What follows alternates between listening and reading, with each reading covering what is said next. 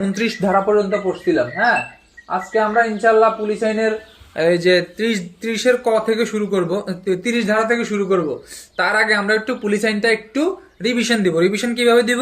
Police আইনের 1 ধারায় বলছে কতিপয় সংজ্ঞা, 2 ধারায় বলছে পুলিশ বাহিনীর সংজ্ঞা, 3 ধারায় বলছে পুলিশের কার্যক্রম নিয়ন্ত্রণ করবে সরকার, 4 ধারায় বলছে পুলিশের প্রশাসনিক ক্ষমতা ন্যস্ত থাকবে আইজিপির উপর, 5 ধারায় বলছে কি পুলিশ আইনের 5 ধারায় বলছে ম্যাজিস্ট্রেটের ক্ষমতা প্রয়োগ করতে পারবে আইজিপি। পুলিশ আইনের 6 ধারা বাতিল, 7 ধারায় বলছে দণ্ড, 8 ধারায় বলছে প্রত্যেক পুলিশ সদস্য নিয়োগের সময় একটি নিয়োগপত্র পাবেন। পুলিশ আইনের 9 ধারায় বলছে পুলিশ কার্যতে ইস্তফা দিতে হলে 2 মাস পূর্বে লিখিতভাবে দিতে হবে। আর 10 ধারায় পুলিশ আইনের 10 ধারায় বলছে পুলিশ আইনের 10 পিআরবি 110, হ্যাঁ, যে কোনো পুলিশ সদস্য পুলিশ কর্মবাদিতে অন্য কোনো কর্মে জড়িত হতে পারবে না। এটা বলছে পুলিশ আইনের 10। যদি জড়িত হয় তাহলে তার দণ্ড হচ্ছে পেনাল কোড 168। তারপরে আবার বলছে কি, বলছে পুলিশ আইনের 11 ধারা বাতিল, 12 ধারায় বলছে পুলিশের মধ্যে যে নিয়ম বিধি, হ্যাঁ, এগুলার সময় সময় পরিবর্তন করতে পারবে আইজি মহোদয়। পুলিশ আইনের 13 থেকে, এখান থেকে আমাদের প্যারা আকারে পড়তে হবে। কিভাবে পড়বো? আমরা পড়বো পুলিশ আইনের 13, 14, 15 হচ্ছে অতিরিক্ত পুলিশ সংক্রান্তে। এই অতিরিক্ত পুলিশের দণ্ড কত? দণ্ড হচ্ছে পুলিশ আইনের 7 ধারা। তাহলে পুলিশ আইনের 13তে কি বলছে? 13তে বলছে কোন ব্যক্তির আবেদন ক্রমে কোন স্থানে যদি গোলযোগ সৃষ্টি হয়, শান্তিভঙ্গ দেখা দেয়, ওইখানে হচ্ছে অতিরিক্ত পুলিশ নিয়োগ করবে। হ্যাঁ, পুলিশ আইনের 14তে বলছে যে আইজিপি মহোদয় যদি মনে করে রেলপথ, খাল, কলকারখানা এইরকম স্থানে হচ্ছে শান্তিভঙ্গ দেখা দিতে পারে, তখন ওই স্থানে যে যে যে অতিরিক্ত পুলিশ নিয়োগ করবে সেটাই বলছে পুলিশ আইনের 14তে। পুলিশ আইনের 15তে বলছে সরকার যদি মনে করে কোনো দুর্গম এলাকায় বা কোনো উপদ্রুত এলাকায়, যাহাই উপদ্রুত তাহাই দুর্গম, যাহাই দুর্গম তাহাই উপদ্রুত, হ্যাঁ, বা হচ্ছে কোনো এলাকায় ঝামেলা হইতে পারে, ঝামেলা হওয়ার সম্ভাবনা রয়েছে, এরকম কোনো এলাকায় সরকার কি করতে পারে? অতিরিক্ত পুলিশ নিয়োগ করতে পারে। এটাই বলছে পুলিশ আইনের 13, 14 এবং 15তে। পুলিশ আইনের 15 শর্ট হাইফেন কতে বলছে কি, 15 শর্ট হাইফেন কতে বলছে এই যে দুর্গম উপদ্রুত এলাকায় যদি কোনো ব্যক্তির অপর কোনো ব্যক্তির ক্ষতি করে, হ্যাঁ, যে ব্যক্তি ক্ষতিগ্রস্ত ব্যক্তি ক্ষতির তারিখ হইতে 1 মাসের মধ্যে ক্ষতিপূরণ আদায়ের জন্য ম্যাজিস্ট্রেটের নিকট, ক্ষতিপূরণ পাওয়ার জন্য ম্যাজিস্ট্রেটের নিকট আবেদন করবে। আবেদন করলে ম্যাজিস্ট্রেট যদি মনে করে যে তার ক্ষতিপূরণটা যোগ্য, হ্যাঁ, ক্ষতিপূরণ পাওয়ার যোগ্য, সেক্ষেত্রে ম্যাজিস্ট্রেট কি করবে? ম্যাজিস্ট্রেট তাহাকে এই যে ক্ষতি, তার স্থানীয় অধিবাসীগণ আছে তাদের নিকট হইতে তার ক্ষতিপূরণ পাওয়ার নির্দেশটা দিয়ে দিবে। এটা বলছে পুলিশ আইনের 15 ক। পুলিশ আইনের 16তে এসে আবার বলছে এই যে 13, 14, 15 শর্ট হাইফেন ক ধারায় যদি কোনো ব্যক্তি ক্ষতিগ্রস্ত হয়, ম্যাজিস্ট্রেট যে জরিমানা আদায়ের আদেশ দিবে, এই আদেশটা কিন্তু তিনি দিবে কোথা থেকে? তিনি দিবে ফৌজদারি কার্যবিধি আইনের 386 এবং 87 ধারা মোতাবেক। তারপরে পুলিশ আইনের এখানে আরেকটা প্যারা, পুলিশ আইনের 17, 18, 19, 20 এখানে বলছে যে বিশেষ পুলিশ বা স্পেশাল পুলিশ, হ্যাঁ, বা যদি আমরা বাস্তবিক অর্থে দেখি বলা চলে কমিউনিটি পুলিশ। হ্যাঁ, এই যে কমিউনিটি যে পুলিশটা, এই পুলিশটা কিন্তু আমাদের এই পুলিশ আইনের 17, 18, 19 এগুলোর মধ্যেই কিন্তু আছে। তাহলে 17, 18, 19 কি বলছে?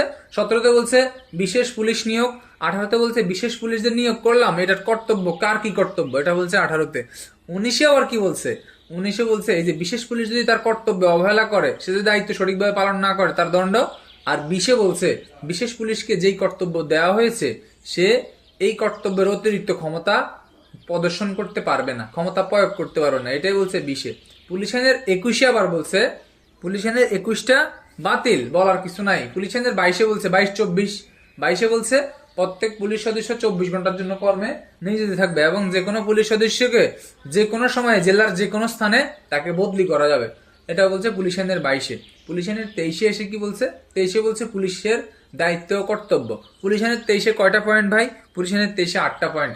8টা পয়েন্টে আমরা 4টা সারিতে পড়বো। 4টা সারি কি? প্রথমে বলছে কর্তৃপক্ষ, তারপরে বলছে হচ্ছে সর্বসাধারণ, তারপরে বলছে অপরাধ, সর্বশেষ বলছে অপরাধী। তাহলে কি? কর্তৃপক্ষের বৈধ আদেশ পালন করা, কর্তৃপক্ষের বৈধ পরোয়ানা জারি করা, সর্বসাধারণের শান্তি ভঙ্গ হয় এইরকম কাজ হচ্ছে নিবারণ করা, হ্যাঁ, তাহলে হচ্ছে সর্বসাধারণের বিরক্তিকর কাজ নিবারণ করা, হ্যাঁ, তারপরে সর্বসাধারণের শান্তি রক্ষা সম্পর্কিত সংবাদ হচ্ছে সংগ্রহ করা, যথাস্থানে রিপোর্ট করা, একই কথা। তারপরে আপনি বলবেন কি? হ্যাঁ, অপরাধ নিবারণ করা, হ্যাঁ, তারপর হচ্ছে অপরাধের হচ্ছে বৃত্তান্ত উদ্ঘাটন করা, তারপরে কি? হ্যাঁ, তারপর হচ্ছে আইনসঙ্গতভাবে অপরাধীকে বিচারার্থে আদালতে সোপর্দ করা, আইনসঙ্গতভাবে গ্রেপ্তারযোগ্য সকল ব্যক্তিকে গ্রেপ্তার করা, এই কথাগুলাই কিন্তু পুলিশ আইনের 23 বলছে। 23 আরো কর্তব্য আছে। কি কর্তব্য আছে?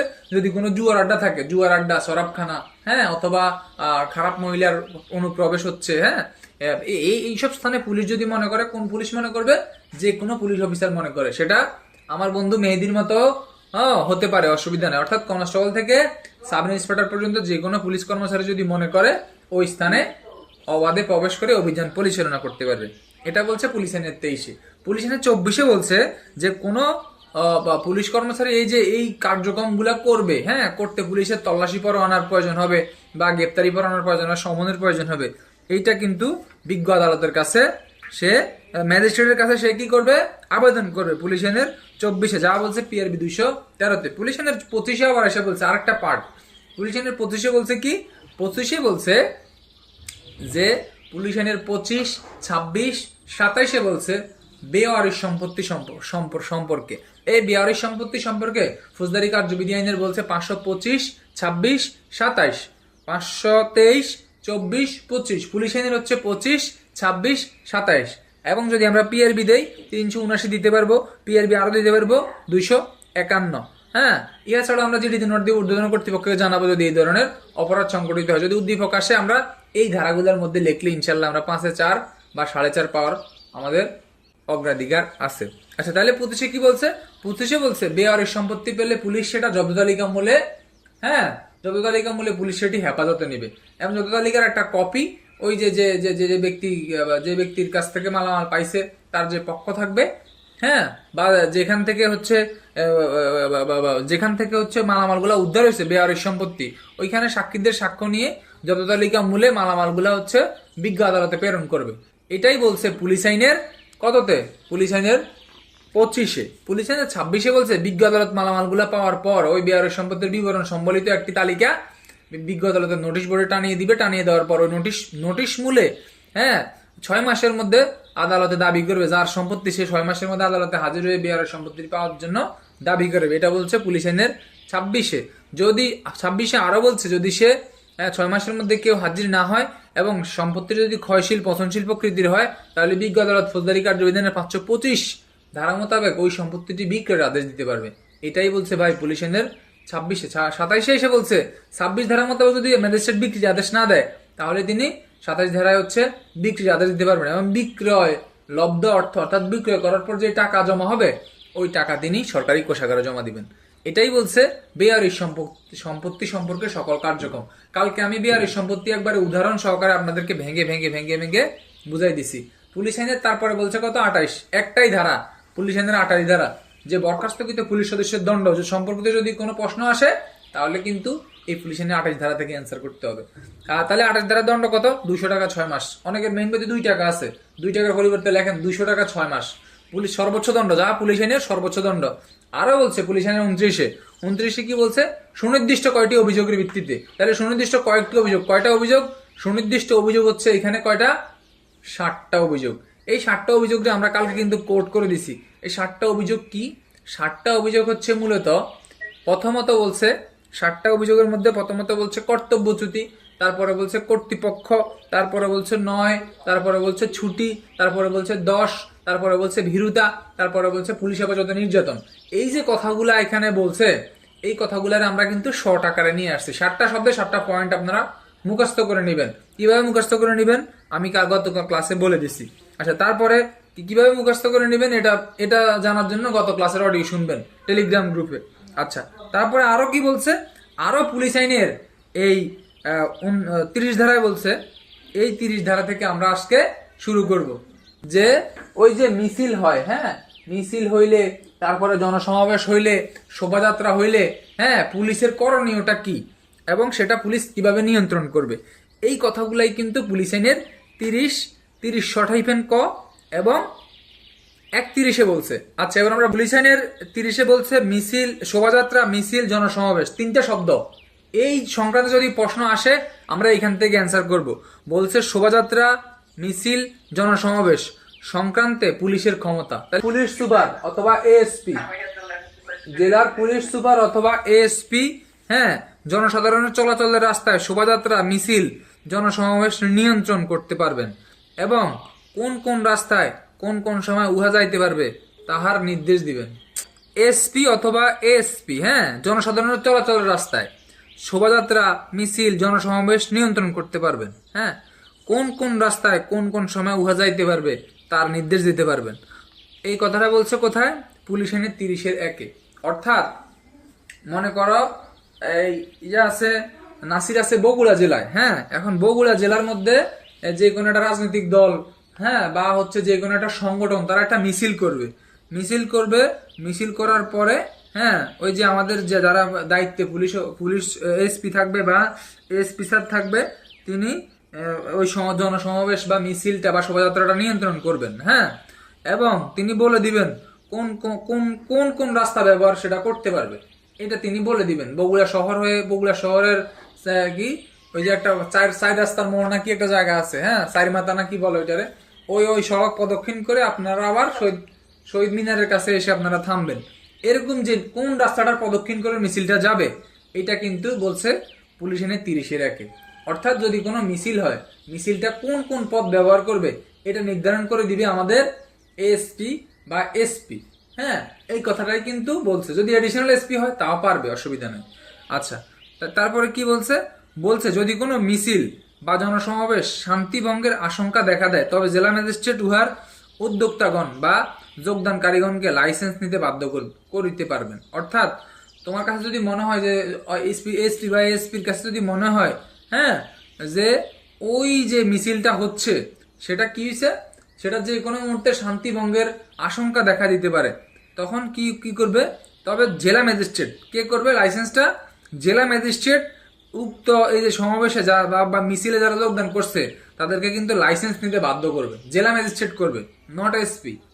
পুলিশ আইনে জনসমাবেশ, শোভাযাত্রা, এগুলা লাইসেন্স নিতে বাধ্য করবে কিন্তু জেলা ম্যাজিস্ট্রেট। আচ্ছা, যদি বিশৃঙ্খলা দেখা দেয়, এই কথাটা বলছে 2-এ। 3-এ আবার আইসা বলছে যে উক্তরূপ দরখাস্ত পাইলে দরখাস্তকারীগণের নাম উল্লেখ করিয়া শর্তাবলী আরোপ পূর্বক পুলিশ অফিসার লাইসেন্স মঞ্জুর করবেন। এই 30-এ এসে বলছে কিন্তু জেলা ম্যাজিস্ট্রেট লাইসেন্স নিতে বাধ্য করবেন, কিন্তু লাইসেন্সের জন্য আবেদন করবেন পুলিশ সুপার বরাবর।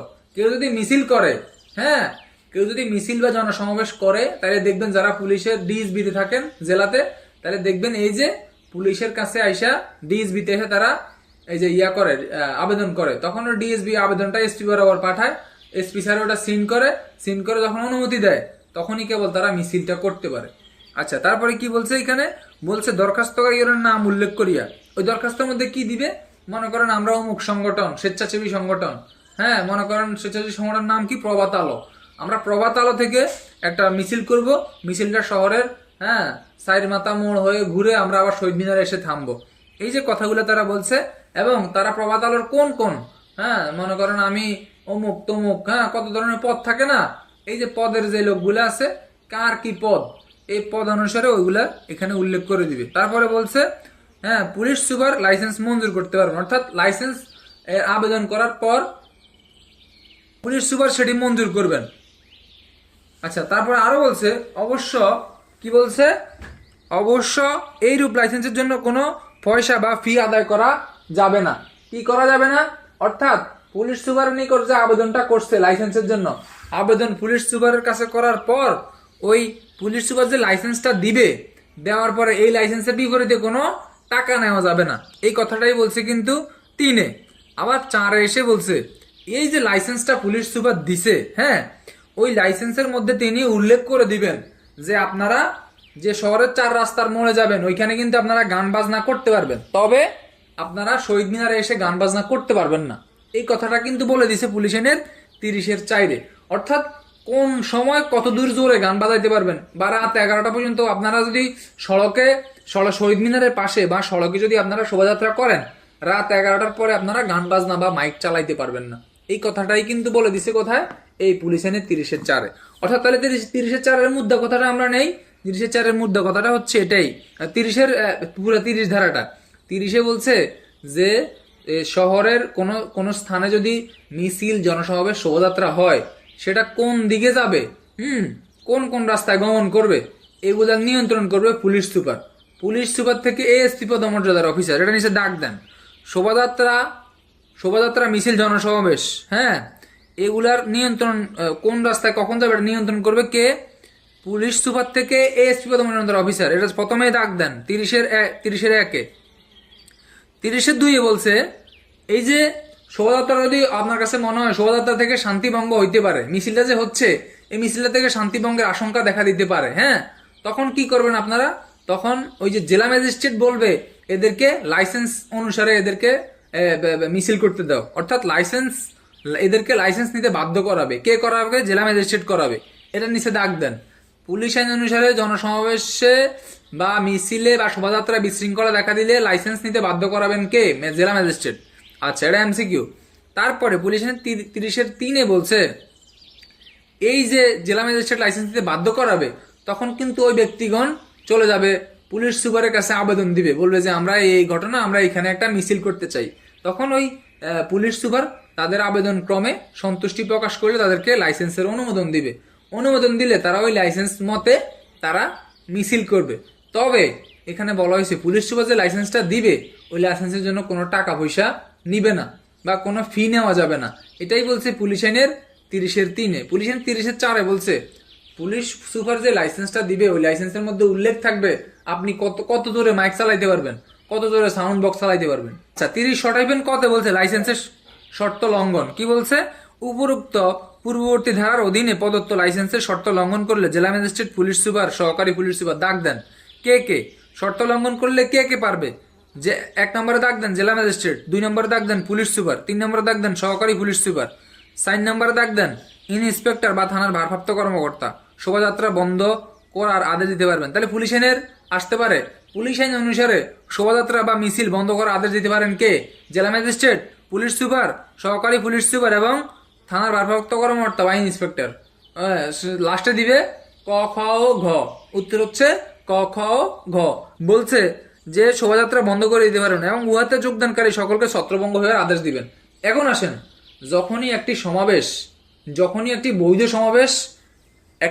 সমাবেশ অবৈধ বলে ঘোষণা হবে, অর্থাৎ একটি আইনি সমাবেশ, যখনই একটি আইনি সমাবেশ ছত্রভঙ্গের আদেশ দিবেন তখনই সেটা কিন্তু বেআইনি সমাবেশের রূপ নিবে।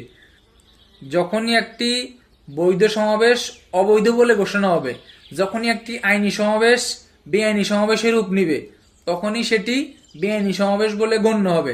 প্রশ্ন আসতে পারে পুলিশ আইন অনুসারে কখন একটি বৈধ সমাবেশ অবৈধ সমাবেশ বলে গণ্য হবে, পুলিশ আইন অনুসারে আলোচনা করুন। প্রশ্ন আসতে পারে পুলিশ আইন অনুসারে যে একটি বৈধ সমাবেশ ছত্রভঙ্গ হওয়ার আদেশ দিলে, হ্যাঁ, সেখানে করণীয় কি বা সেখানে করণীয় কার্যক্রমটা কি? কার্যক্রমটা হচ্ছে যখনই একটি বৈধ সমাবেশ অবৈধ সমাবেশ বলে গণ্য হবে, হ্যাঁ, তখনই সেটি ছত্রভঙ্গের আদেশ দিবে, তখনই সেখানে কার্যকর হয়ে যাবে ফৌজদারি কার্যবিধি আইনের 127, 128, 129, 130, হ্যাঁ, 131। এই কথাগুলাই কিন্তু বলছে এখানে দ্রষ্টব্যতে। হ্যাঁ, এই যে দ্রষ্টব্যতে কি বলছে দেখেন, 30-এর কর শর্ট হাইফেন, হ্যাঁ, 30-এর কর শর্ট হাইফেনের নিচে দেখেন, নিচে লেখা আছে যে অবৈধ জনতা বলিয়া গণ্য হইবার পর উক্ত জনতা সম্পর্কে ফৌজদারি কার্যবিধি 127, 28, 29, 30, 31 ধারার ব্যবস্থা গ্রহণ করা যায়। অর্থাৎ একটি আইনি সমাবেশ যখন বলবে যে ম্যাজিস্ট্রেট অথবা পুলিশ সুপার অথবা সহকারী পুলিশ সুপার, হ্যাঁ, বা থানা ভারপ্রাপ্ত কর্মকর্তা যখন বলবে যে এই সমাবেশটা একটি অবৈধ সমাবেশ, হ্যাঁ, এটি ছত্রভঙ্গের আদেশ দেওয়া হইল, তখনই ওইখানে ফৌজদারি কার্যবিধি 127 থেকে 131 পর্যন্ত কার্যকর, ওই ধারাগুলোর মধ্যে কার্যকর ব্যবস্থা নেওয়া যাবে। আচ্ছা, তারপরে 30-এর শর্ট হাইফেন কর 2-এ বলছে যে অনুরূপ কোন শোভাযাত্রা বা জনসমাবেশ, হ্যাঁ, উক্ত আদেশ পালন করতে বা ছত্রভঙ্গ হইতে অস্বীকার করলে উহা অবৈধ জনতা বলে বিবেচিত বা ঘোষিত হইবে। এই যে দুইটা কথা এখানে বলছে কি মূল পয়েন্ট এখানে দুইটা, অর্থাৎ 30-এ যেই লাইসেন্সটা দিছে ওই লাইসেন্সে যদি কেউ শর্তটা লঙ্ঘন করে, এই যে সে শর্তটা লঙ্ঘন করলে তখন ম্যাজিস্ট্রেট, পুলিশ সুপার, সহকারী পুলিশ সুপার, হ্যাঁ, ইন্সপেক্টর বা ভারপ্রাপ্ত কর্মকর্তা এইরূপ সমাবেশ ছত্রভঙ্গের আদেশ দিতে পারবেন। হ্যাঁ, যদি ছত্রভঙ্গের আদেশ দেয় তাহলে ফৌজদারি কার্যবিধি আইনের 127 থেকে 131 প্রয়োগ করা যাবে। এই কথাটা এখান থেকে নেন। 31-এ এসে বলছে শর্টে বলছে এই যে পুলিশ যে রাস্তায় ডিউটি করে, হ্যাঁ, পুলিশ যে ডিউটি করে, অর্থাৎ জনসাধারণের শান্তি শৃঙ্খলা নিয়ন্ত্রণের জন্য পুলিশ যে রাতের বেলা টহল ডিউটি করে, PRB 118, পুলিশ রাত্রির বেলা যে টহল ডিউটি করে, হ্যাঁ, এই যে মানুষের দাঁড়ে যায়, হ্যাঁ, এই যে বিভিন্ন জায়গায় মোড়ে চেকপোস্ট করে, এই কথাগুলাই কিন্তু এখানে বলছে। কি বলছে? জনসাধারণের চলাচল স্থানে শান্তি শৃঙ্খলা রক্ষাই পুলিশের দায়িত্ব। হ্যাঁ, তাহলে কোনো প্রকাশ্য উপাসনা স্থলের সন্নিকট স্থানে, অর্থাৎ উপাসনা কি? উপাসনা হচ্ছে প্রার্থনা। প্রার্থনা কি? দোয়া। আর দোয়া কি? মানে ওই যে আমরা যারা হিন্দু সম্প্রদায়ের ভাইয়েরা আছি তারা মন্দিরে গিয়ে আমরা পূজা দেই, যারা মুসলমানের সদস্য আছি তারা আমরা মসজিদে গিয়ে নামাজ আদায় করি। হ্যাঁ, এই যে কথাগুলো বলছে, এই যে উপাসনালয়ে আমরা যে হচ্ছে উপাসনা করি, হ্যাঁ, এই স্থানেও কিন্তু পুলিশ কি করবে? পুলিশ নিরাপত্তা দিবে। এই কথাটাই বলছে পুলিশ আইনের 31-এ। অর্থাৎ সকল স্থানে যে পুলিশ নিরাপত্তা দেয়, পুলিশের নিরাপত্তা ব্যবস্থাটা, এই বৈধতা হচ্ছে পুলিশ আইনের 31। এটা পুলিশের দায়িত্ব ও কর্তব্য। এই 31 ধারা কিন্তু পুলিশের অন্যতম দায়িত্ব। ঠিক আছে? ওই এখানে 23-এর সাথে এটা খাওয়াই দিবেন, এই 30-এর সাথে 30 শটাইবেন 31, এগুলা কিন্তু খাবে। আচ্ছা, তারপরে আরো কি বলছে? বলছে পুলিশ সুপার প্রদত্ত লাইসেন্সের শর্ত লঙ্ঘন। পুলিশ সুপার যে লাইসেন্সটা দিছে, হ্যাঁ, এই দেখেন লেখা, শেষোক্ত 3 ধারা অনুসারে দেওয়া আদেশকে অমান্য করলে, কোনো বাধা সৃষ্টি করলে কিংবা গান বাজনা শোভাযাত্রা সংক্রান্ত পুলিশ সুপার সহকারী পুলিশ প্রদত্ত লাইসেন্সের শর্ত লঙ্ঘন অমান্য করলে ম্যাজিস্ট্রেট আদালত বিচারে দোষী সাব্যস্ত হলে অনূর্ধ্ব 200 টাকা পর্যন্ত জরিমানা দেয়। অর্থাৎ এই যে এতক্ষণ আমরা গল্পগুলো পড়ছি যে পুলিশ কি দিবে, শোভাযাত্রা নিয়ন্ত্রণ করবে না, যদি পুলিশের কথা যদি না মানে, মিছিল যদি ছত্রভঙ্গ হয়ে যায়, তমুক জায়গায় মিছিল হচ্ছে, আপনারা দ্রুত ওইখানে ফোর্স মোতায়েন করেন, ওইখানে হচ্ছে এটা ব্যবস্থা নেন। এই যে ব্যবস্থাগুলো যে নিচ্ছে, হ্যাঁ, এগুলা যদি কেউ যদি এই যে শর্তগুলা যদি সে লঙ্ঘন করে, যে লাইসেন্সটা পুলিশ সুপার তারে দিছে, এই যে মিছিলের শর্তগুলো যদি কেউ লঙ্ঘন করে, তাহলে কিন্তু ম্যাজিস্ট্রেট আদালত দণ্ড দিবে। কত দণ্ড দিবে? সর্বোচ্চ 200 টাকা পর্যন্ত জরিমানা করতে পারে। এটাই বলছে পুলিশ আইনের 32 ধারা। তাহলে এই যে আমাদের জনসমাবেশ, মিছিল, শোভাযাত্রা, এইগুলা কিন্তু আমাদের এই 30 শটাইবেন 31 এবং 32-এ দণ্ড।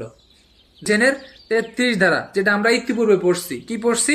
বলছে পূর্ববর্ণিত 4টি ধারা মতে প্রদত্ত পুলিশের ক্ষমতা জেলা ম্যাজিস্ট্রেটের ক্ষমতার পরিপন্থী হইবে না। অর্থাৎ পুলিশ যে জনসমাবেশ, শোভাযাত্রা, এগুলা যদি পুলিশ নিয়ন্ত্রণ করবে, কি নিয়ন্ত্রণ করবে? পুলিশ মনে করেন জনসমাবেশ, শোভাযাত্রা এগুলা নিয়ন্ত্রণ করবে। তবে এই যে পুলিশ যে নিয়ন্ত্রণটা করতেছে, হ্যাঁ, এই পুলিশ যে এত মাস্টারি করতেছে, এত মাস্টারি করলেও পুলিশ কিন্তু জেলা ম্যাজিস্ট্রেটের অধীনস্থই থাকবে। এগুলা এইসব ক্ষমতা কিন্তু জেলা ম্যাজিস্ট্রেটের ক্ষমতার পরিপন্থী হবে না, মানে তার বিরুদ্ধে যাবে না, তার বিরুদ্ধাচরণ করা যাবে না। পুলিশ যাই করে ক্ষমতা কিন্তু জেলা ম্যাজিস্ট্রেটের নিয়ন্ত্রণাধীন থাকবে, যেটা আমরা পুলিশ আইনের 1 ধারায় সংজ্ঞার মধ্যে আলোচনা করে আসছি। আচ্ছা, তারপরে কি বলছে? পুলিশ আইনের 34 ধারা, মোস্ট ইম্পর্টেন্ট একটা ধারা। কি বলছে পুলিশ আইনের 34 ধারায়? বলছে পৌর এলাকায় সুনির্দিষ্ট কয়টি অভিযোগে পুলিশ কর্মচারীর বিনা পরোয়ানায় গ্রেপ্তারের ক্ষমতা। তাইলে এবার প্রশ্ন আসে, পুলিশ আইন কোন এলাকায় প্রযোজ্য? পুলিশ আইন কোন এলাকায় প্রযোজ্য? 2টা এলাকায় প্রযোজ্য। বগুড়া শিবগঞ্জ থানা গোমস্তাপুর ইউনিয়নে, হ্যাঁ, কি করছে ভাই? 2টা গরু জবাই করছে। কোথায় করছে? 2টা গরু জবাই করছে রাস্তার উপরে। ঠিক আছে, রাস্তার উপরে 2টি গরু জবাই করে গণ উপদ্রবের সৃষ্টি করে। এক্ষেত্রে ক নামক ব্যক্তির অপরাধ নিরূপণ করুন। একবারে এখানে যারা আছে সবাই পুলিশ এনে 34 ধারা দিয়ে মাইরা দিবেন। একবার নাসিরের মতো 2টা শূন্য পাইবেন ভাই। আমার প্রশ্ন তো উল্লেখে আছে ইউনিয়ন তো আর পৌর এলাকা না। এই কথাটা আমরা কেন বুঝি না ভাই? অর্থাৎ আজকের ক্লাসের আমার একটাই শব্দ শিখবো, একটাই শব্দ শিখার সার্থকতা, সেটা হচ্ছে পুলিশ আইন মূলত 2টা এলাকার জন্য প্রযোজ্য। একটা হচ্ছে পৌর এলাকা, আর একটা হচ্ছে সরকার কর্তৃক ঘোষিত কোনো এলাকা। সরকার যে এলাকার জন্য ঘোষণা করবে ওই এলাকার জন্য পুলিশ আইন প্রযোজ্য, আর একটা হচ্ছে পৌর এলাকার জন্য পুলিশ আইন প্রযোজ্য। এই 2টা কথা ভাই 100% মুখস্থ রাখতে হবে। মুখস্থ রাখার কোনো বিকল্প নাই। এই 2টা কথা যদি আপনি মুখস্থ না রাখেন, আপনি কিন্তু বিভাগীয় পদোন্নতি পরীক্ষায় প্রশ্ন ধরতে পারবেন না। এই কথাটাই বলছে এখানে। আচ্ছা, তারপরে কি বলছে পুলিশ আইনের এই 34-এ? বলছে পৌর এলাকায় সুনির্দিষ্ট কয়েকটি অভিযোগে পুলিশ কর্মচারীর বিনা পরোয়ানায় গ্রেপ্তার করার ক্ষমতা। এই যে পুলিশ আইনের 34 ধারায় বিনা পরোয়ানায় গ্রেপ্তার কথা বলছে, সিম্পলি মনে রাখেন, পুলিশ আইনের 34-এ বলছে বিনা পরোয়ানায় গ্রেপ্তারের ক্ষমতা। তারপরে কি বলছে? বলছে সরকার কর্তৃক বিশেষ, এই ধারায় বর্ণিত বিধিসমূহ সরকার কর্তৃক বিশেষভাবে যেই শহরে বলবৎ বা প্রযোজ্য হয়েছে, সেখানে কোন রাস্তার উপর প্রকাশ্য স্থানে যদি কেউ নিম্নলিখিত অপরাধ জনক কার্য করে, যাহা শহরের লোক বা বাসিন্দাগণের বিরক্তি বা অসুবিধা, বিপদ কিংবা বিঘ্ন সৃষ্টি হইতে পারে, তাহলে ম্যাজিস্ট্রেট আদালত বিচারে তাহারে অনূর্ধ্ব 50 টাকা এবং 8 দিন, অনূর্ধ্ব কয় টাকা? 50 টাকা কে দিবে? ম্যাজিস্ট্রেট আদালত দিবে। দাগ দেন, কে জরিমানা কে দিবে? ম্যাজিস্ট্রেট আদালত দিবে। হ্যাঁ, কি দিবে? 50 টাকা জরিমানা করবে, সাথে কি দিবে? 8 দিন দিবে। 8 দিন কি দিবে? সশ্রম এবং বিনাশ্রম কারাদণ্ড দিবে। কত ধারা দিবে? পুলিশ আইনের 34 ধারায়। তাহলে পুলিশ আইনের 34 ধারায় দণ্ড কে দিবে? ম্যাজিস্ট্রেট দিবে। কত দিন, কত টাকা দিবে? 50 টাকা দিবে। 50 টাকার সাথে আর কয়দিন দিবে? 8 দিন। 8 দিন কারাদণ্ড দিবে। 8 দিন কারাদণ্ড কিভাবে দিবে? সশ্রম বা বিনাশ্রম দিবে। এটা একবারে মুখস্থ, এটা বুঝার কিছু নাই। বলে ভাই আমার এটা বুঝাই দেন, এটা আর কি বুঝাবো বলেন? এটা বুঝানোর কিছু নাই। তবে এখানে বুঝানোর একটা বিষয় আছে। সেটা কি? প্রশ্নটা আমি করছি যে বগুড়া জেলার শিবগঞ্জ থানায় অথবা ব্রাহ্মণবাড়িয়া জেলার কসবা থানায়, হ্যাঁ কসবা থানার হচ্ছে ইমামপুর ইউনিয়নে, কসবা থানার ইমামপুর ইউনিয়নের রাস্তার উপরে দুটি গরু জবাই করে। হ্যাঁ, গরু জবাই করায় ক নামক ব্যক্তির, হ্যাঁ ক নামক ব্যক্তির বিরুদ্ধে কি কি আইনানুগ ব্যবস্থা গ্রহণ করা যায় আলোচনা করুন। এখন এটা কিন্তু পুলিশ আইনের প্রশ্ন না, এটা কিন্তু এখানে কিন্তু গণ উপদ্রব সৃষ্টি করছে।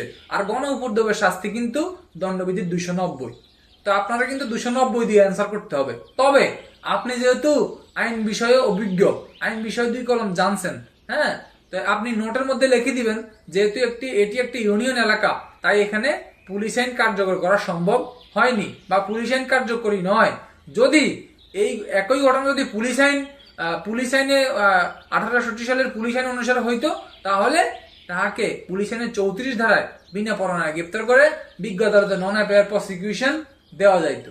এই কথাটাই কিন্তু আমরা আলোচনা করতেছি বা আমাদের বুঝার বিষয়। প্রশ্ন কিন্তু এই ধাঁচেই একবার আসছে যে কসবা থানার ইমামবাড়ি এলাকায়, হ্যাঁ কসবা থানাধীন, হ্যাঁ ওই যে ইমামবাড়ি ইউনিয়ন এলাকায় এই 2টা গরু জবাই করছে, উদ্দীপকটা এত দূরে দিছে, আর কিছু দেয় নাই।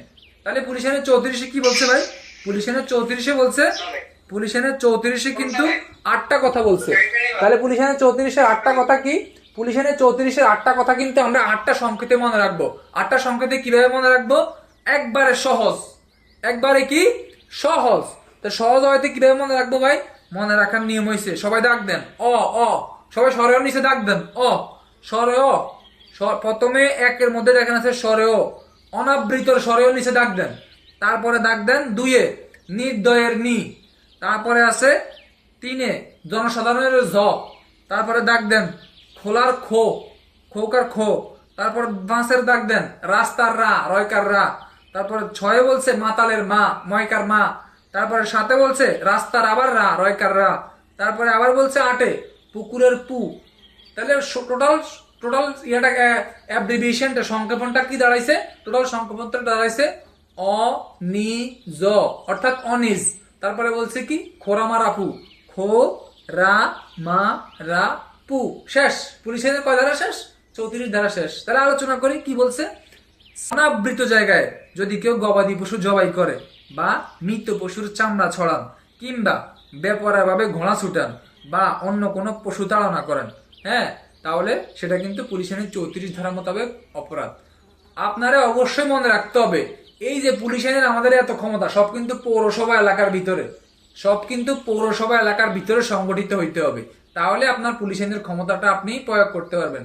যদি পৌর এলাকার ভিতরে না হয় তাহলে কিন্তু আপনারে এই পুলিশ আইনের ক্ষমতা আপনি প্রয়োগ করতে পারবেন না। কি বলছি কথা বুঝছেন?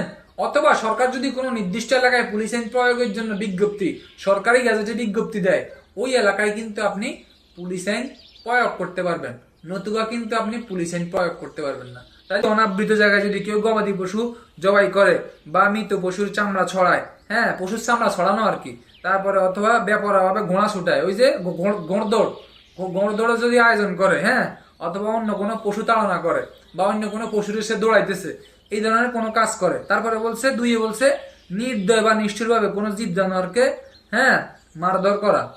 আবৃত বলতে যা আবৃত নয় মানে খোলা, আবৃত নয়, আবৃত নয়, আবৃত মানে কি আবরণে আবদ্ধ কোন একটা জিনিস, মনে করেন খোসা, একটা জিনিসের খোসা আছে, খোসা, খোসা যেটা খোসা মোড়ানো সেটা হচ্ছে আবৃত। আর যেটার মধ্যে খোসা নাই সেটা হচ্ছে অনাবৃত মানে খোলা, অর্থাৎ খোলা জায়গায় গবাদি পশু জবাই করা। এখন খোলা জায়গায় কোথায় জবাই করা? মনে করেন কোন একটা রাস্তার উপরে, হ্যাঁ, আপনি হচ্ছে পশুটা জবাই করে দিলেন। কি বলছি কথা বুঝছেন নি? তাহলে আপনারা আবৃত জায়গায় জবাই করতে হবে। আর আবৃত জায়গা কোনটা? দেখবেন হিন্দুদের হয় পাঠা বলি, হ্যাঁ, আমাদের মুসলমানদের হয় কোরবানি।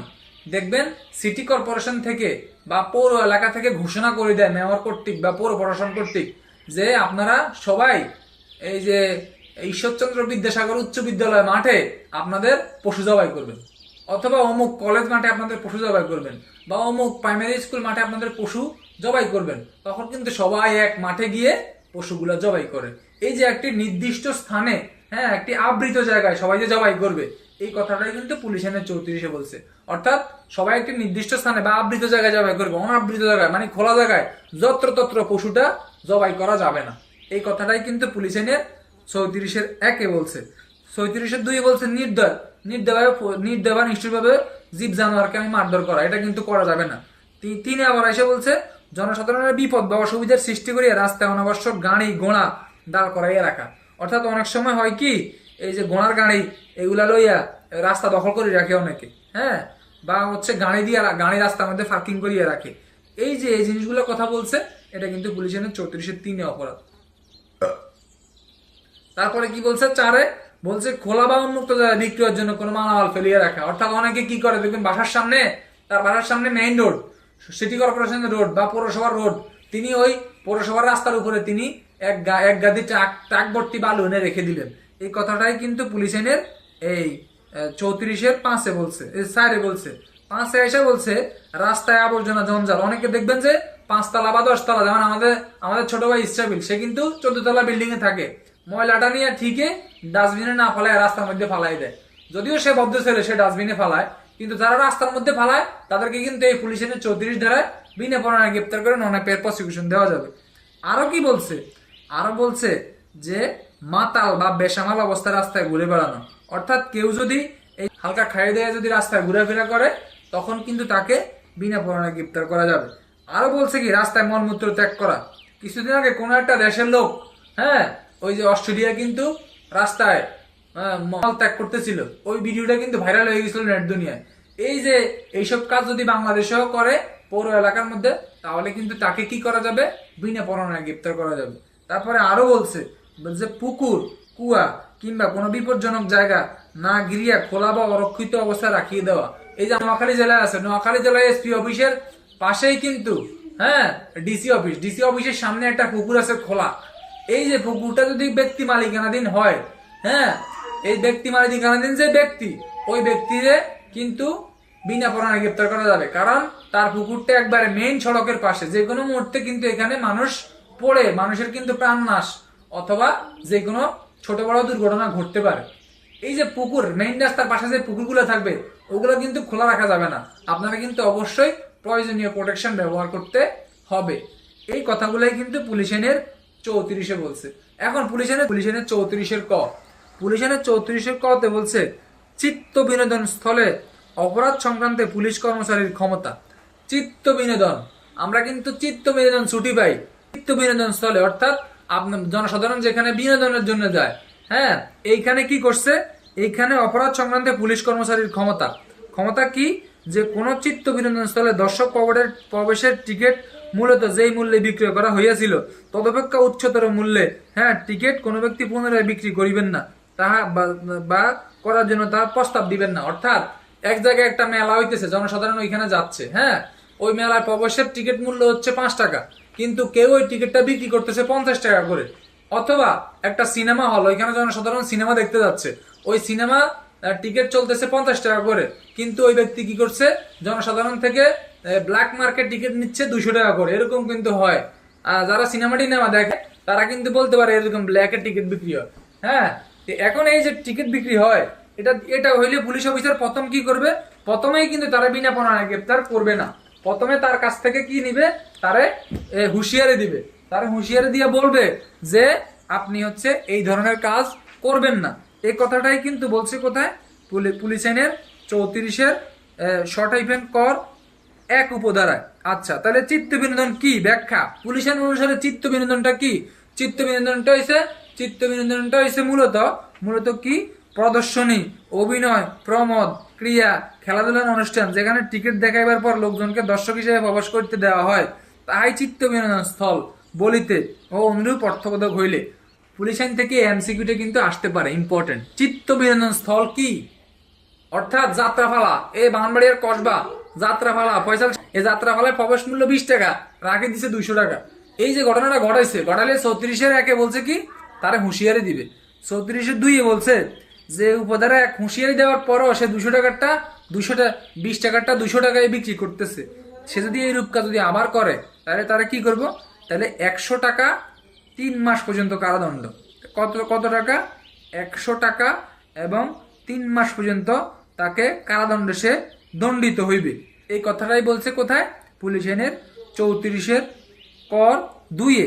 আবার আইসা বলছে কমপক্ষে সাব ইন্সপেক্টর বা সার্জেন্ট পদমর্যাদা দাগ দেন 100 টাকা 3 মাস, এটা নিচে দাগ দিয়েন।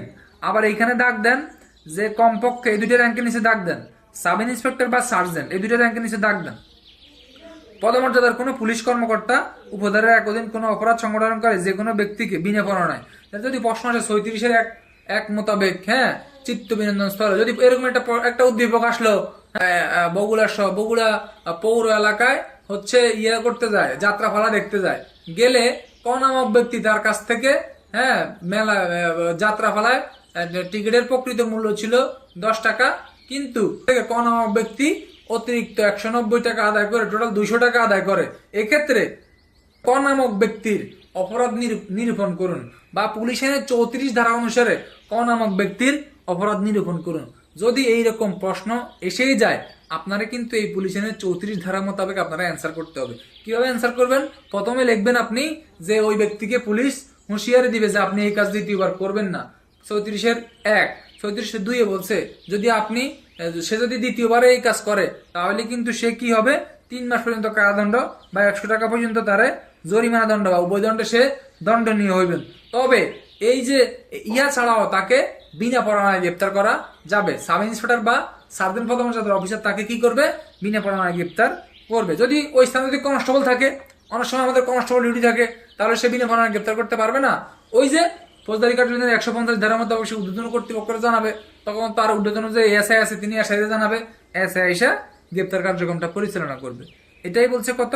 পুলিশ আইনের 34-এর ক। অথবা তাৎক্ষণিক তারা গ্রেপ্তার করবে, পরবর্তীতে কিন্তু গ্রেপ্তার কিন্তু এসআই র্যাঙ্কের লোকই দেখাবে। আচ্ছা, তারপরে আরো কি বলছে? 35-এ বলছে ম্যাজিস্ট্রেটের ক্ষমতা প্রয়োগ, অর্থাৎ কনস্টেবল হইতে ঊর্ধ্বতন পদের কোনো পুলিশ কর্মচারীর বিরুদ্ধে এই আইন মতে কোনো অভিযোগ উত্থাপিত হলে কেবল ম্যাজিস্ট্রেটের ক্ষমতা প্রয়োগ করতে সক্ষম এইরূপ কোনো অফিসের দ্বারা তারা তদন্ত কিন্তু অপরাধ। অর্থাৎ এটা সহজভাবে বুঝেন, যদি কালকে সকালে যদি একটা দোষ হয়, অযোগ্যতা, দোষ ত্রুটি, কর্তব্য অবহেলার দায়ে তারা কি করবে? বসানে দিবে। ওই বসানে তদন্ত করবে কিন্তু সর্বনিম্ন একজন এএসপি।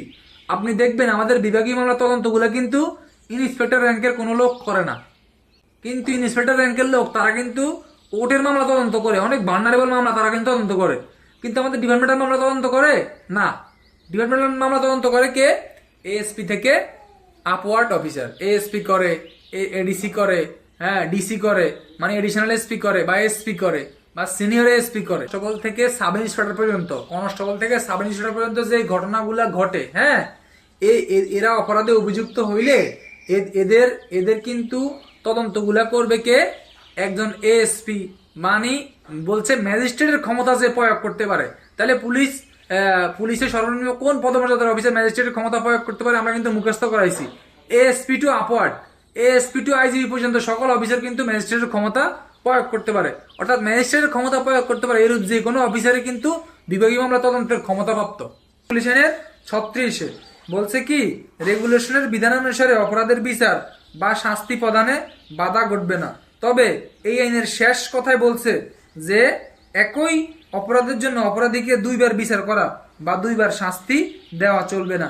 যা বলছে ফৌজদারি কার্যবিধির 403, হ্যাঁ, এবং 511 এবং সাক্ষ্য আইনের 40। অর্থাৎ ব্যক্তি এই যে আপনার ওই পুলিশ লাইনের পাশে মনে করেন আপনার সে কর্মরত পুলিশ হেডকোয়ার্টারে, সে পুলিশ হেডকোয়ার্টারের যে একটা ইউনিট, এটার পাশে সে কি করছে? পাশেই একটা হকার্স গুলিস্তান হকার্স মার্কেট, এখানে হকারি করতেছে। এখন সেই পুলিশ কর্মব্যতীতও কিন্তু অন্য কর্ম করতেছে। এটার জন্য কিন্তু সরকারি কর্মচারী আইন আছে এই অপরাধটা করলে। আবার পেনাল কোড আছে, পেনাল কোডের কিন্তু 168-তে বলছে সে যদি সরকারি কর্মচারী অবস্থা নিযুক্ত থাকা অবস্থায় অন্য কোনো কর্মে নিযুক্ত হয়, তাহলে কিন্তু তার শাস্তির ব্যবস্থা বা তার দণ্ড, এটা বলছে পেনাল কোডের 168-তে। হ্যাঁ, এখন পুলিশ আইন অনুসারেও কিন্তু এটা আপনার অসদাচরণ। আপনি কর্তৃপক্ষের বৈধ আদেশ অমান্য করে ডিউটি বাদ দিয়ে আপনি গেঞ্জি বিক্রি করতেছেন, এই যে আপনি এইসব কাজ করতেছেন, এগুলা কিন্তু সবই অপরাধ। তবে আমি কয়টা আইন বলছি, পুলিশ আইনে আছে আপনার শাস্তি, দণ্ডবিধিতে আছে আপনার শাস্তি, সরকারি চাকরি আইনে আছে, সরকারি কর্মচারী শৃঙ্খলা আপিল বিধিমালা আইনে আছে। হ্যাঁ, ইয়া ছাড়াও আরো অনেক আইন আছে, বাংলাদেশ আরো বকচক্র আইন আছে, তবে আপাতত 4টা আইন মনে রাখি। তো এখন এই যে আইনগুলাতে আছে, এই 36 ধারায় আইসা বলছে মূলত একই অপরাধের জন্য কোনো ব্যক্তিকে দুইবার শাস্তি দেওয়া যাবে না। সে অপরাধ করছে ঠিক আছে, তারে আপনি হয় পুলিশ আইনে শাস্তি দেন অথবা আপনি তারে পেনাল করে শাস্তি দেন। এই কথাটাই কিন্তু এইখানে বলছে, 36-এ বলছে যে কোনো একটা আইনে সে শাস্তি পাবে। আচ্ছা, আরো এই যে 37-এ জরিমানা সম্পর্কিত বিধানসভা ম্যাজিস্ট্রেট আদালতে প্রযোজ্য। পুলিশ আইনে যত জরিমানা দিবে, পুলিশ আইনে যত জরিমানা দিবে সব কিন্তু ম্যাজিস্ট্রেট আদালতে প্রযোজ্য হবে। ম্যাজিস্ট্রেট আদালতে কিন্তু জরিমানা দিবে, পুলিশ আইন অনুসারে কিন্তু পুলিশ কোনো জরিমানা কি করবে না, দিবে না। এই কথাটাই কিন্তু বলছে পুলিশ আইনের 37। কি বল, ধারা যদি লঙ্ঘন করে তাদের কিন্তু দণ্ড কিন্তু দিবে ম্যাজিস্ট্রেট আদালত, এটা কিন্তু পুলিশি ব্যবস্থায় নাই। তবে এইখানে আরো কিছু কথা বলছে 1860 সালের দণ্ডবিধির 64 হতে 70 ধারা এবং 1882 সাল 1898 সাল হবে। যাদের মেইন বই আছে তারা একটু দাগ দেন, এখানে একটা ভুল আছে, 1898, এইখানে হচ্ছে 1898 সালের ফৌজদারি কার্যবিধানের 386 থেকে 89 ধারায় বর্ণিত জরিমানা সম্পর্কিত বিধানসমূহ। এই যে পুলিশ আইনে যে ঘটনাগুলো এতক্ষণ ঘটছে, এগুলা কিন্তু ম্যাজিস্ট্রেট যে দণ্ড দিবে তার দণ্ডদানের যে ক্ষমতাটা, দণ্ডদানের যে ব্যবস্থাটা, দণ্ডদানের যে কর্ম পদ্ধতিটা, সেটা কিন্তু ম্যাজিস্ট্রেট পেনাল কোডের 64 থেকে 70 ধারা এবং ফৌজদারি কার্যবিধানের 386 থেকে 389 ধারা বিশ্লেষণ করেই কিন্তু তিনি পুলিশ আইনের দণ্ডগুলো দিবে। তাইলে এটার মুদ্রা কথা কি দাঁড়াইছে? মুদ্রা কথা এটাই দাঁড়াইছে যে পুলিশ আইন অনুসারে যদি কোনো অপরাধ সংঘটিত হয়, ওই অপরাধের দণ্ড কিন্তু ম্যাজিস্ট্রেট আদালত বা ম্যাজিস্ট্রেট প্রদান করবে। কথা ক্লিয়ার? আচ্ছা, আরো ক্লিয়ার জন্য একটু সামনে যাই। কি বলছে যে তবে শর্ত থাকে যে প্রথমত ফৌজদারি কার্যবিধির 65 ধারায় যাই কিছু থাকুক না কেন, এই আইনের অধীনে অর্থদণ্ড প্রাপ্ত কোনো ব্যক্তি এইরূপ জরিমানা পরিশোধে খেলাপ করিলে অনধিক 8 দিনের কারাদণ্ড দণ্ডিত হইবে। হ্যাঁ, এটা এমসিকিউ আসে না, তারপরে একটু দাগাই রাখতে পারেন যে কার্যবিধির 65 ধারায় যাই কিছু থাকুক না কেন, যে পরিচয়, আমাদের এই অবস্থান, এখান থেকে আমাদের উত্তরণ দরকার। তাই আমাদের দম মুখ খিচ্ছা আগামী 8টা মাস যুদ্ধ করতে হইব। যে যুদ্ধের অবসান আমরা ফল পাবো কোথায়? ফল পাবো আমরা বিভাগীয় পদোন্নতি পরীক্ষা। 37 ধারা অত ইম্পর্টেন্ট না, জাস্ট আপনি এই কথাটা মনে রাখেন যে পুলিশ আইনে যে দণ্ডগুলা দেয়, হ্যাঁ, এই দণ্ডগুলা কিন্তু ম্যাজিস্ট্রেট আদালত প্রদান করবে, এখানে কিন্তু পুলিশ কোনো দণ্ড দিবে না। আচ্ছা, তারপরে আবার এখানে কি বলছে পুলিশ আইনের 42-এ বলছে পুলিশের বিরুদ্ধে অভিযোগ, যদি কোনো পুলিশের বিরুদ্ধে অভিযোগ হয় তাহলে কিভাবে হবে এইভাবে দেখেন যে আলোচ্য আইন অনুসারে কোনো অপরাধের জন্য কারো বিরুদ্ধে মামলা দায়ের করতে হইলে, অর্থাৎ পুলিশের বিরুদ্ধে কোনো মামলা দায়ের করতে হইলে অপরাধ করার 3 মাসের মধ্যে করতে হবে। কোনো পুলিশ যদি কোনো অপরাধে যুক্ত হয়ে যায়, হ্যাঁ, এখন এটা মনে করেন এটা সাথে সাথে পুলিশ অপরাধ করার আগে সেটা টিভিতে চলে যায়। 1861 সালে যখন আইনটা হয়েছে তখন কিন্তু এত টিভি মিডিয়া কিন্তু ছিল না, ছিল রেডিও। তাও রেডিও ছিল কোথায়? এই মনে করেন 4-5 গ্রাম ঘুরলে একটা রেডিও পাওয়া যাইতো। টেলিভিশন তো কল্পনাতীত, টেলিফোন তো আরো কল্পনাতীত। সম্পূর্ণ একটা সর্বনিম্ন একটা সর্বোচ্চ যোগাযোগের মাধ্যম ছিল রেডিও। এখন আসেন, এই যে কথাটা এখানে বলছে, কি বলছে যে এই আইন অনুসারে কোনো অপরাধের জন্য কারো বিরুদ্ধে কোনো মামলা দায়ের করতে হলে, অর্থাৎ পুলিশ আইন অনুসারে যদি কারো বিরুদ্ধে কোনো মামলা দায়ের করতে হয় তাহলে 3 মাসের মধ্যে তা করতে হইবে। অর্থাৎ ওই পুলিশ যে অপরাধের সাথে সংযুক্ত এটা কিন্তু 3 মাসের মধ্যে করতে হইবে এবং তাহার অন্তত 1 মাস করে বিবাদী অথবা পুলিশ সুপার অথবা সহকারী পুলিশ সুপারকে জানাইতে হবে। অর্থাৎ কনস্টেবল থেকে সাব ইন্সপেক্টর পর্যন্ত যদি কেউ কোনো অপরাধে যুক্ত হয়, তার কিন্তু সে কিন্তু অপরাধের মানে তার বিরুদ্ধে যে মামলাটা করবে এটা কি তারা জানাবে না, এটা জানাবে কারে? এসপিরে অথবা সর্বনিম্ন এএসপি রে, অথবা সিনিয়র এসপি জানাইতে পারে বা এডিশনাল এসপিরও জানাইতে পারে। অর্থাৎ কনস্টেবল থেকে সাব ইন্সপেক্টর কোনো অপরাধ করলে সেটা কিন্তু এই ইয়ারে জানাবে, এএসপি বা এসপি রে জানাবে। হ্যাঁ, সে যে অভিযোগটা করবে, করার মিনিমাম 1 মাস পূর্বে এই এসপি বা এসপি রে জানাবে। বাদীপক্ষ যে করবে, অর্থাৎ এই যে আমাদের একটা জায়গায় গেল, তাদের কাছ থেকে বললো ভাই আপনার তো রাতাসগুলো খুব সুন্দর, আচ্ছা দেন আমরা এগুলা ক্যাম্পেইনে একটু পালি, এটা বলে সে রাতাসগুলা খাই ফেলাইলো। এই যে সে খাই ফেলাইলো, একটা অপরাধ সে করছে। এই যে সে ঘটনাটা ঘটাইছে, এই ঘটনাটা ঘটানোর 3 মাসের মধ্যে তার বিরুদ্ধে অভিযোগটা করতে হবে। এবং আপনি যে অভিযোগটা করবেন, যে ব্যক্তির রাতাসটা খাইছে ওই ব্যক্তি কিন্তু আবার 1 মাসের মধ্যে তার যে এসপি আছে, তাদের এসপি আছে বা এসপি স্যার আছে, সর্বনিম্ন এসপি স্যার, তাদের কিন্তু যে কোনো একজনের বিষয়টা জানাবে। এটাই বলছে হচ্ছে পুলিশ আইনের 42-এ। আচ্ছা, তারপরে আর কি বলছে, অবশ্য কোনো পুলিশ কর্মকর্তার বিরুদ্ধে ফৌজদারি মামলা দায়ের করা হইলে তার বিরুদ্ধে কোনো দেওয়ানি মোকদ্দমা দায়ের করা চলবে না। অর্থাৎ আপনি যে অপরাধটা করছেন, হ্যাঁ, ওই অপরাধটার সাথে একই সাথে দেওয়ানিও অপরাধ আছে, ফৌজদারি অপরাধও আছে। তখন আপনার বিরুদ্ধে যদি ফৌজদারি মামলা করে, তখন আপনার বিরুদ্ধে দেওয়ানি মামলা করতে পারবে না, যে কোনো একটা মামলা করবে। এইখানে শব্দগুলোর নিচে দাগ দেন, কোন কোন শব্দ নিচে দাগ দিবেন? দাগ দিবেন প্রথমত হচ্ছে 3 মাস, 3 মাসের নিচে দাগ দেন। আচ্ছা, 3 মাসের পরে তৃতীয় লাইনের মাঝামাঝি দেখেন লেখা আছে 1 মাস পূর্বে, 1 মাস পূর্বে, 1 মাস পূর্বে বিবাদী, এর নিচে দাগ দেন। তারপরে দাগ দেন পুলিশ সুপার অথবা সহকারী পুলিশ সুপার, এর নিচে দাগ দেন। তারপরে সর্বশেষ কি বলছে, যে ফৌজদারি মামলা দায়ের করলে, হ্যাঁ, এর নিচে দাগ দেন ফৌজদারি মামলা দায়ের করলে। তারপরে শেষ শব্দের নিচে দাগ দেন দেওয়ানি মোকদ্দমা দায়ের করা চলবে না। মানে দেওয়ানি মামলা, মোকদ্দমা মানে মামলা, মোকদ্দমা মানে কি? মামলা। এই মামলা করা যাবে না, অর্থাৎ ফৌজদারি মামলা করলে দেওয়ানি মামলা করা যাবে না। এটাই কিন্তু বলছে আপনার 42-এ। 43-এ বলছে পুলিশের আত্মপক্ষ সমর্থন। 43-এ কি বলছে? 43-এ বলছে পুলিশের আত্মপক্ষ সমর্থন। এই আত্মপক্ষ সমর্থন কি? যে বলছে কি, যে কোনো পুলিশ কর্মকর্তার বিরুদ্ধে যদি অভিযোগ হয়, কিভাবে হয়? কোনো বিশেষ কার্যের কারণে কোনো পুলিশ কর্মকর্তার বিরুদ্ধে কোনো অভিযোগ দায়ের কিংবা কোনো কার্যের নিমিত্তে কোনো পুলিশ কর্মকর্তার নামে মামলা দায়ের করা হইলে অভিযুক্ত পুলিশ কর্মকর্তা ম্যাজিস্ট্রেটের আদেশ বা ওয়ারেন্ট বলে উহা করিয়াছেন বলে আত্মপক্ষ সমর্থন বা ডিফেন্স নিতে পারবেন। অর্থাৎ পুলিশ আইন অনুসারে পুলিশ কখন ডিফেন্স নিবে? পুলিশ আইন অনুসারে পুলিশ ডিফেন্স নিবে। অর্থাৎ পুলিশের বিরুদ্ধে যখন কোনো অভিযোগ হবে, পুলিশ যে বলবে যে স্যার এইটা তো আমি সরকারি কাজের অংশ হিসেবে স্যার এটা আমি ইয়া করছি স্যার, হ্যাঁ, এটা তো স্যার আমি তো ইচ্ছা করি কাজটা ঘটাই নাই স্যার। অর্থাৎ পুলিশ কি করছে?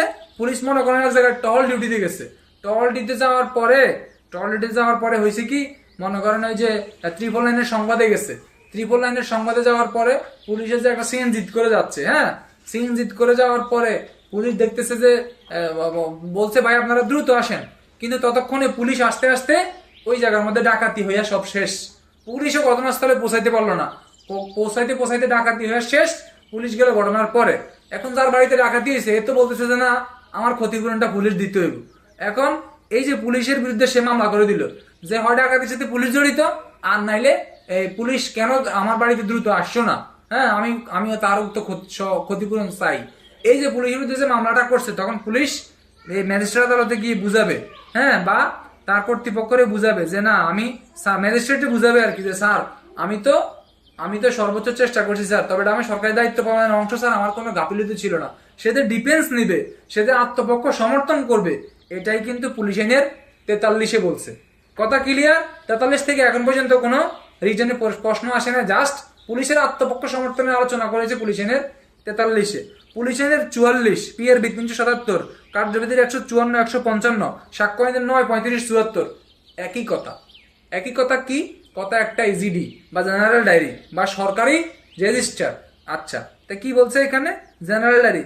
অর্থাৎ PRB 377 আপনি পড়লে দেখবেন 5-7 পৃষ্ঠা আছে হিবিজিবি। এক কথায় বলছে কি? এক কথায় এটাই বলছে, থানা এলাকায় A to Z, হ্যাঁ, ক থেকে একবারে অনশঙ্কর চন্দ্রবিন্দু পর্যন্ত যা সংগঠিত হবে সকল কিছু কিন্তু জেনারেল ডায়েরিতে লিপিবদ্ধ হবে। এই কথাটাই কিন্তু এইখানে বলছে। কি বলছে? প্রত্যেক থানার ভারপ্রাপ্ত কর্মকর্তাকে নির্ধারিত ফরমে জেনারেল ডায়েরি রাখতে হবে।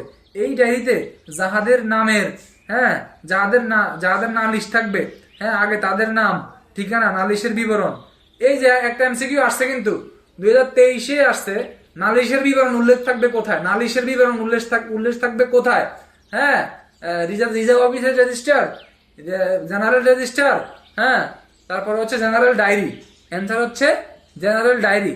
জেনারেল রেজিস্টার আর জেনারেল ডায়েরি কিন্তু এক না, আমরা কিন্তু থিওরি পড়াইলে কিন্তু আমরা এটা শিখাবো। আচ্ছা, তারপরে কি বলছে? বলছে নালিশের বিবরণ এবং কেউ গ্রেপ্তার হইলে তার নাম, ঠিকানা, দ্বিতীয় ব্যক্তির নিকট হইতে প্রাপ্ত অশ্বশস্য কিংবা কোনো সম্পত্তি, সাক্ষীগণের নাম প্রভৃতি লিখতে হইবে। প্রয়োজন হলে জেলা ম্যাজিস্ট্রেট এই ডায়েরি তলব করতে পারেন। আচ্ছা, তাহলে পুলিশ আইনের 44-এর নিচে দাগ দেন। কোন কোন শব্দগুলোর নিচে দাগ দিবেন? অর্থাৎ লেখেন যে নালিশের বিবরণ নিচে দাগ দেন, নালিশের বিবরণ দাগ দেন, জেলা ম্যাজিস্ট্রেট এই ডায়েরি তলব করতে পারবে। তাহলে পুলিশ আইন 44 ধারা অনুসারে জেনারেল ডায়েরি কে তলব করবে? জেলা ম্যাজিস্ট্রেট তলব করতে পারবে। হ্যাঁ, এই যে কথাগুলো বলছে পুলিশ আইনের 44-এ। পুলিশ আইনের 44 ধারা জেনারেল ডায়েরি মানে কি? জিডি। জিডিতে কি হয়? একটা থানা এলাকায় ইন টোটাল কয়জনরে গ্রেপ্তার করছে, হ্যাঁ, তারপরে কি কি মূলে গ্রেপ্তার করছে, কোথা থেকে গ্রেপ্তার করছে, এই জিনিসগুলা কিন্তু পুলিশ আইনের এই 44 কিন্তু বা জিডিতে কিন্তু কি হয়? লিপিবদ্ধ করা হয়। এটাই বলছে পুলিশ আইনের 44 ধারা। এখন আসেন 45 আর 46 আমাদের পড়ার দরকার নাই। প্রত্যেকের উদ্দেশ্যে বলছি, যারা পদোন্নতি পরীক্ষায় পদোন্নতির উদ্দেশ্যে পড়াশোনা করবেন, এই মোটিভ নিয়ে সামনে এগোচ্ছেন বা সামনে আগাবেন, বা হ্যাঁ এই আমার পদোন্নতি চাই, যারা মনে মনে এইরকম একটা বাসনা কামনা নিজের মনের ভিতরে আছে, একটা তেজ আছে, তাদের কিন্তু পড়ার স্টাইলটা হবে ভিন্ন। কিভাবে হবে? তাদের পড়ার স্টাইলটা হবে লাস্ট এইভাবে, হ্যাঁ, যে আপনাকে তোতা ফাঁকির মতো না, তোতা পাখিও কিন্তু একটা সময় রেস্ট নিবে, আপনাকে রেস্ট নেওয়া যাবে না। পুলিশ আইনের 1 ধারায় বলছে সংজ্ঞা, পুলিশ আইনের 2 ধারায় বলছে পুলিশ বাহিনীর সংজ্ঞা, পুলিশ আইনের 3 ধারায় বলছে পুলিশ আইনের 3 ধারায় বলছে পুলিশের সকল কার্যক্রম নিয়ন্ত্রণ করবে সরকার। 4 ধারায় বলছে প্রশাসনিক ক্ষমতা ন্যস্ত থাকবে আইজিপির উপর। 5 ধারায় বলছে পুলিশের ম্যাজিস্ট্রেটের ক্ষমতা প্রয়োগের বিধিবিধান। 6 ধারা বাতিল, 7 ধারা বলছে শাস্তি, 8 ধারা বলছে পুলিশ নিয়োগ করতে পারবে, 9 ধারা বলছে পুলিশের কার্য থেকে ইস্তফা দিতে 2 মাস পূর্বে লিখিতভাবে জানাবে। 10 ধারা বলছে পুলিশ কর্মচারীতে পুলিশ অন্য কোনো কর্ম জড়িত হতে পারবে না। 11 ধারা বাতিল। 12 ধারা বলছে পুলিশের প্রশাসনিক ক্ষমতা অর্থাৎ নিয়ম কানুন এগুলা হচ্ছে নিয়ন্ত্রণ করে আইজিপি মহোদয়। হ্যাঁ, পুলিশ আইনের 12, পুলিশ আইনের 13 থেকে পুলিশ আইনের একবারে 16 পর্যন্ত বলছে কি? অতিরিক্ত পুলিশ সংক্রান্তে। পুলিশ আইনের 17 থেকে 20 পর্যন্ত বলছে বিশেষ পুলিশ সংক্রান্তে। পুলিশ আইনের 21 বা 22 বলছে 24 ঘন্টা নিয়োজিত থাকবে। 23 বলছে দায়িত্ব ও কর্তব্য। 24 বলছে অপরাধের সংবাদ ম্যাজিস্ট্রেটকে জানাবে এবং পরোয়ানার জন্য আবেদন করবে। পুলিশ আইনের 25, 26, 27 বলছে বেআইনি সম্পত্তি সংক্রান্তে। পুলিশ আইনের 28 বলছে বরখাস্তকৃত পুলিশের দণ্ড। পুলিশ আইনের 29 বলছে অসদাচরণের দায়ে পুলিশের দণ্ড। পুলিশ আইনের 30 বলছে পুলিশ আইন 1861 সালের 30 ক 31 এবং 32 ধারায় বলছে যে জনসমাবেশ, শোভাযাত্রা এবং মিছিল নিয়ন্ত্রণ সংক্রান্তে। পুলিশ আইনের কোন আইনের? পুলিশ আইনের 33 বলছে পুলিশ আইন শৃঙ্খলা সংক্রান্ত সকল অপরাধ নিয়ন্ত্রণ করবে। পুলিশ আইনের 34 বলছে পুলিশ বিনা পরোয়ানায় গ্রেপ্তার করবে। 34 কতে বলছে চিত্ত বিনোদন স্থলে বিনা পরোয়ানায় গ্রেপ্তার করবে। 35 বলছে যে ম্যাজিস্ট্রেটের ক্ষমতা প্রয়োগ করবে।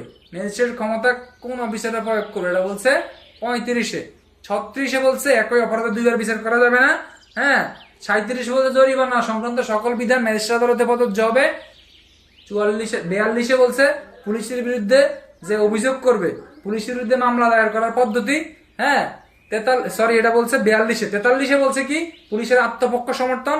44 বলছে জেনারেল ডায়েরি। শেষ। সর্বোচ্চ কয় মিনিট লাগছে? 2 মিনিট। এরকম যদি মাইনর যদি কনস্টেবল থেকে এএসআই পরীক্ষা দেওয়ার জন্য বেশি লাগবে না। আপনারে মিনিমাম আমি ম্যাক্সিমাম আইন পড়াবো আপনারে 8 থেকে 9টা। তবে আইন আপনাকে জানাবো, আমরা আইন পড়াবো কিন্তু কয়টা? এই মাইনর আর্টস পড়াবো আপনারে 25টা। তবে পরীক্ষার জন্য আপনার বিভাগীয় পদোন্নতি পরীক্ষায় অংশগ্রহণ করার জন্য আপনারা জোর দিতে হবে সর্বোচ্চ 7 থেকে 8টা আইনের, মানে মিনিমাম 20-25টা ধারা আপনারা জানতে হবে 8টা আইনের।